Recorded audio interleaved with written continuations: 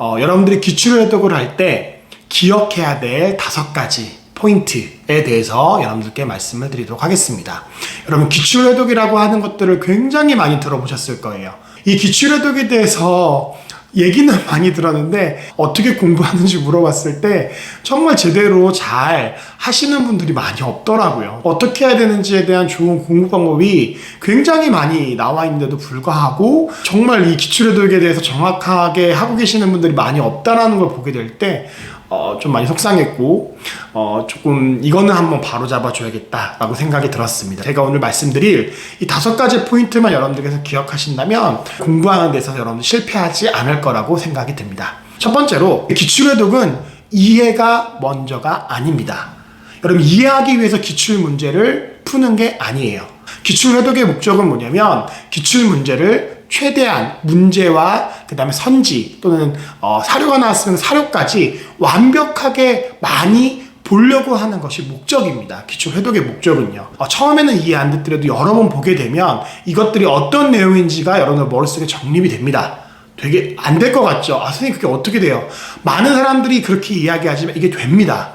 기출해독은 그냥 많이 보는 것들이 목적입니다. 저는 선생님 이해가 안 되면 외우질 못해요. 이 공부를 내가 이해하면서 무언가를 얻으려고 이 공부에 파고든다면 정말 죄송하지만 여러분들은 공시 공부에 적합하신 분들이 아닙니다. 다른 공부를 하셔야 합니다. 두 번째, 여러분들이 기출해독을 할 때 꼭 기억해야 될 2번째 포인트는 뭐냐면 여러분들의 표식을 만들어야 합니다. 예를 들어서 내가 처음 본 문제인데 이해가 안 되는 건 어떤 표식? 내가 완벽하게 이해는 됐는데 문제도 맞췄는데 보기 선지가 어려웠다면 그 선지에 표시해 놓는 표식은 어떤 것들?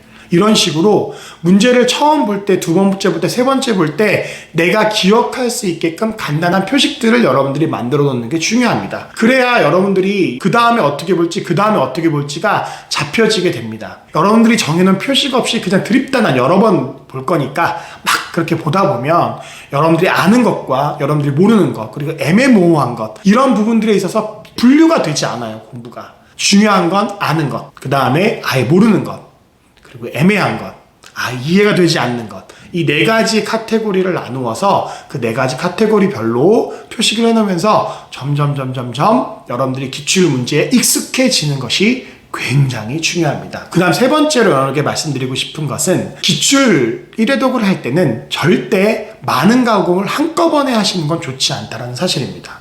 예를 들어서 내가 한국사를 1회독 기출을 하고 싶어요. 그 다음에 행정법을 1회독 기출을 하고 싶어요. 그러면 하루에 한국사 어느 정도, 행정법 어느 정도, 그 다음에 또 다른 과목도 공부하고 싶으면 다른 과목도 어느 정도, 이런 식으로 기출 회독을 여러 과목을 하다 보면 실질적으로 1회독에 대한 속도도 안 날 뿐더러 효율성도 굉장히 많이 떨어지고 짧은 시간 안에 기출을 빨리 많이 해봐야 여러분들 도움이 되는데 도움이 안 될 가능성이 굉장히 높습니다. 그래서 되도록이면 기출 회독을 할 때는 1회독을 할 때는 1회독, 2회독, 3회독, 4회독은 여러 과목 해도 돼요.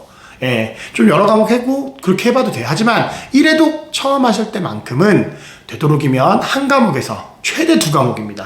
그래서 한 과목에서 2과목 정도를 최대한 빠르게 끝낼 수 있는 방법으로 계획을 짜셔서 1회독을 하실 때는 단시간 안에 적은 과목을 공부할 수 있도록 계획표를 짜는 게 굉장히 중요하다는 사실을 여러분들이 꼭 기억해 주셨으면 좋겠습니다. 4번째 기억해야 될 원칙은 뭐냐면, 여러분 이제 기출 문제를 하다 보면 밑에 해설이 엄청나게 많이 나와 있잖아요.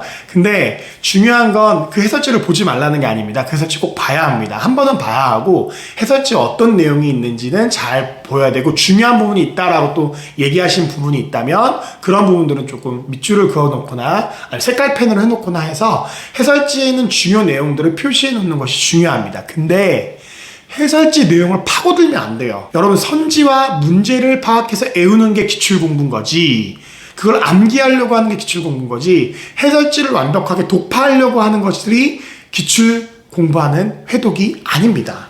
그래서 해설지에 너무 의존하면 안 돼요. 그러니까 선지와 문제를 외우는 거에 여러분들이 최대한 포커스를 맞추면서 이 공부를 해야지, 해설지는 그에 따른 도움이 되는, 여러분들 이해에 조금 도움이 되고 여러분 그 선지에 나오는 내용들 중에서 중요 포인트를 좀 더 잘 기억할 수 있도록 할 수 있는 그런 도움이 되는 거여야지, 이 해설지를 가지고 공부를 한다?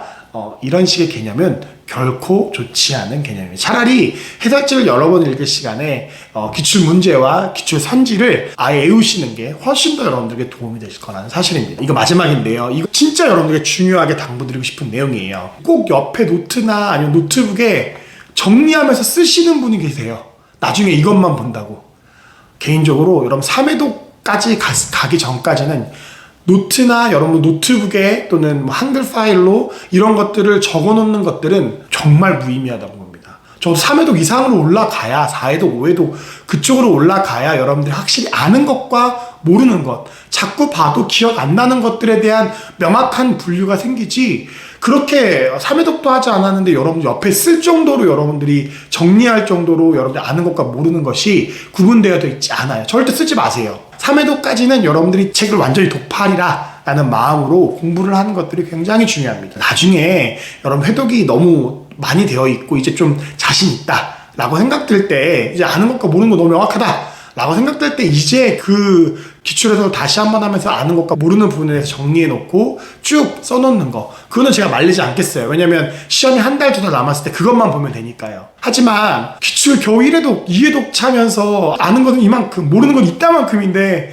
그 모르는 걸 다 정리하려고 옆에다 정리하는 건 무의미한 공부라는 것들을 여러분들께 꼭 말씀드리고 싶습니다. 이 5가지 원칙을 잘 지키신다면 여러분은 어떤 기출 공부 방법을 선택하시더라도 실패하지 않고 잘 하실 수 있을 거라고 생각이 듭니다. 영어는 기출 해독이 필요 없는데 영어도 기출 해독이 됐으면 좋겠어요. 전 솔직히 영어는 그게 안 되거든요. 하지만 여러분 다른 과목만큼은 이 기출 해독을 잘 사용해서 여러분 좋은 성적, 좋은 결과를 얻으실 수 있기를 바랍니다.